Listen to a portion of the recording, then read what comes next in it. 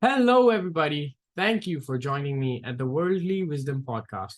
Today, I would like to talk about some of the important characteristics that define value investors. Recently, the word value investing has gained tremendous popularity, and many books, podcasts, newsletters, and courses have been created in an attempt to teach value investing. But what is true value investing? And so, in order to answer this question, I decided to do some research on the qualities that great value investors like Warren Buffett, Charlie Munger, Seth Klarman, Monish Pabrai, Guy Spear, Chuck Ackeray, and numerous others all have in common. In my opinion, there are five major similarities that these people share. These traits are not just limited to the investing world, and they can be applied to various aspects of our lives. So, let's dive right in. The first characteristic I want to emphasize on is their love for learning and thus reading. Successful value investors have an almost insatiable appetite for knowledge. They understand that reading is the gateway to continuous learning. Whether we realize it or not, we all tell ourselves stories of how the world works and operates, and the wider we read, the closer our story matches reality. And in value investing, an important skill, of course, is to differentiate the facts in a business from the opinions.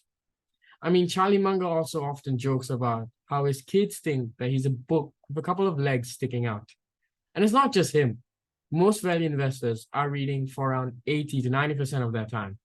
And these books don't have to be around investing because they can usually, and they usually, because they usually do pretty much cover any and every topic that interests them or piques their curiosity, or they just find, I just want to read this thing.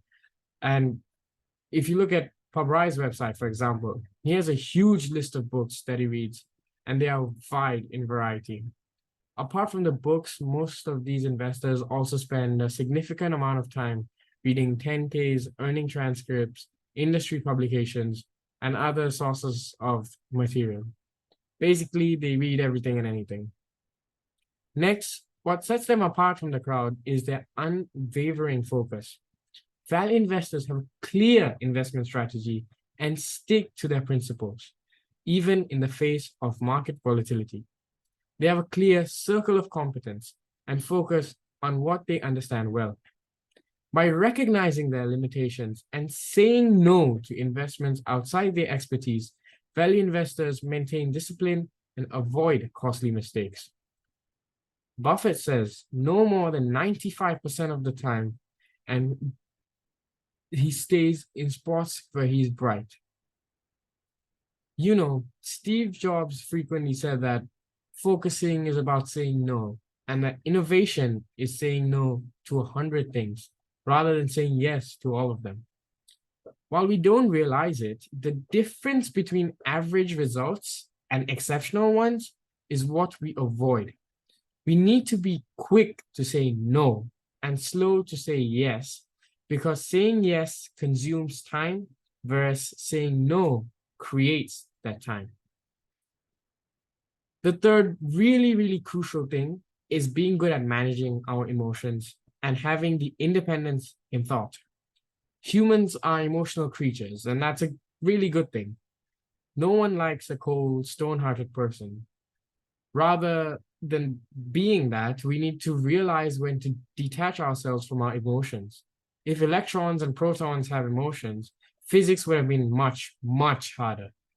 Similarly, when it comes to investing and anything connected with money, really, we're often too emotionally attached to make a rational decision.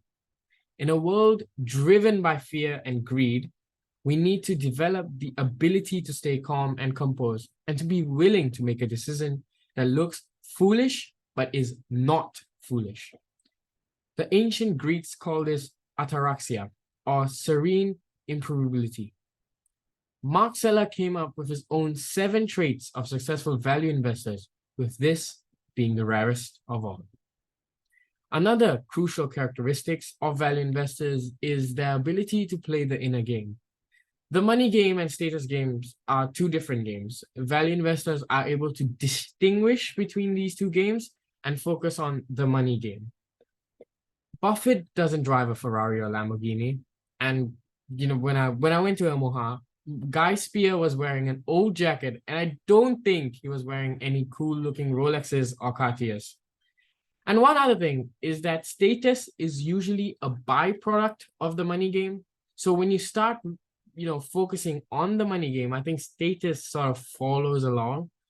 Um, and I mean, ideally, you got to live simply and to be simple as well. Because if you try and think of an analogy for it, it's like, for example, when we see an expensive car on the road, it's the car we admire, not the driver, because because the beauty is in the car. And I think the greatest use of money is to be able to control our time and have freedom, not the possessions that we own. And then last, I think all value investors have integrity, humility, and a degree of thankfulness and gratitude. They have a desire to give back to society. And true value investors prioritize ethical behavior, transparency, fairness, and other really, really important values. Seth Klarman, a highly respected value investor, exemplifies these traits.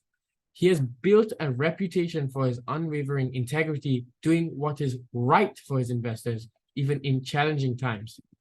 Klarman's humility is evident in his acknowledgement of his fallibility and willingness to learn from his previous mistakes. These mistakes not only earn the trust of others, but also contribute to long-term success in value investing. And this isn't just in terms of charity.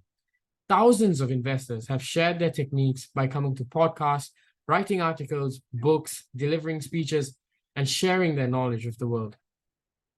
While these are definitely not the only qualities value investors possess, these characteristics of successful investors, the love for reading, focus, playing the inner game, integrity, humility, being grateful, being thankful, and the ability to manage emotions and say no are not just applicable in the world of investing, but they can also guide us in various aspects of our lives.